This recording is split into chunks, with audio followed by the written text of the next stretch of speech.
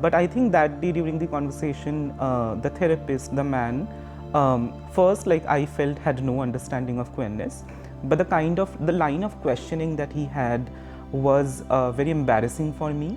He asked a couple of sexual questions, and I sort of expressed that I am not comfortable sharing that. I did have like a lot of apprehension. I wanted to talk about the bullying that was happening at home and school, but he had no interest in that. And I think that day he asked me something which was very sexual in manner, and I completely shut down that day, and I knew that this is not something that I want to continue.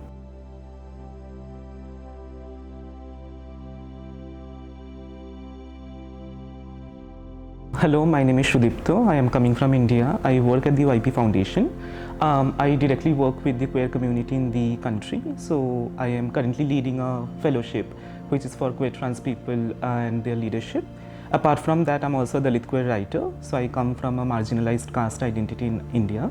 So most of my writings are informed by my lived experience as a Dalit queer person. So I was in class 11.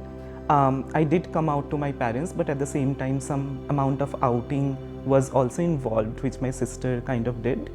So as a consequence of that, my parents took me to a psychologist. But I was a child, I was under 18, so there was a lot of power dynamics there in the therapy sort of setup.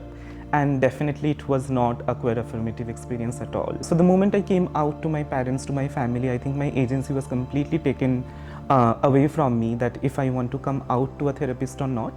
So my identity was revealed, and there was a lot of pathological conversation in terms of what kind of medication can be given, what kind of therapies can be given. So when we went to the personal clinic, a lot of tests were done on me. So it involved EEG test, it involved other testing also. They also asked me to remove my shirt because they apparently wanted to sort of test my secondary sexual characteristics. And I was not given any context of why this is happening, why they are doing all of these tests. And then I started speaking to a therapist who was a man. But I think that day during the conversation, the therapist, the man, first, like, I felt had no understanding of queerness, but the line of questioning that he had was very embarrassing for me. He asked a couple of sexual questions, and I sort of expressed that I am not comfortable sharing that. I did have like a lot of apprehension. I wanted to talk about the bullying that was happening at home and school, but he had no interest in that.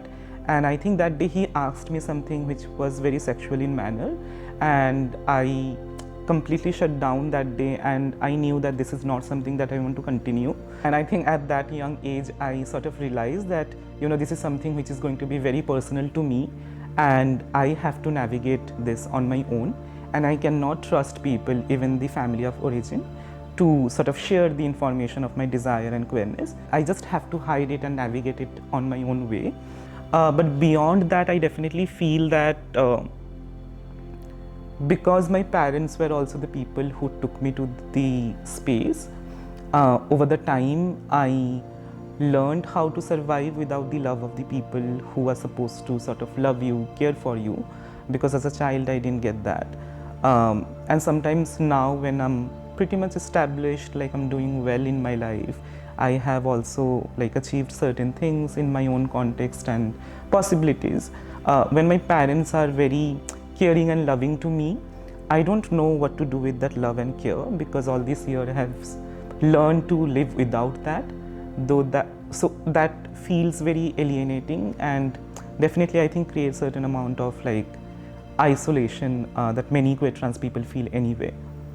Many religious institutions in the country do practice that, and you know, the practice is also so ambiguous that sometimes you can't put a finger on that is conversion therapy.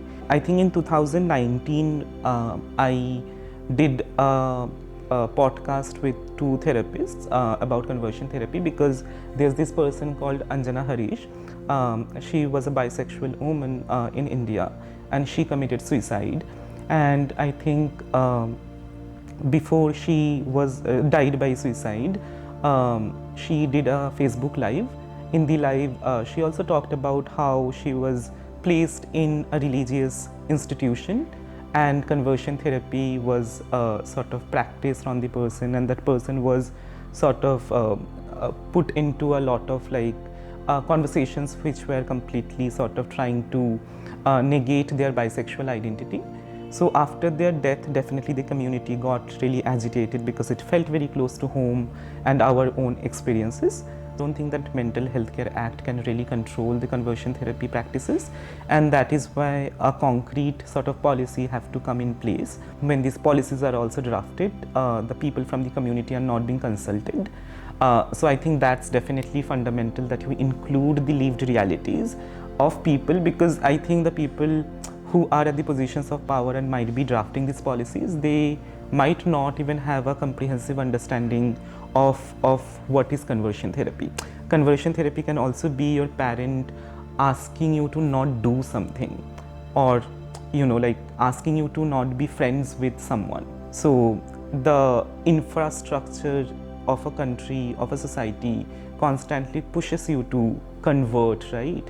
That if you become this person, which might be your authentic self, we are going to make it so difficult for you. So you must convert to survive. So conversion therapy is much larger than that.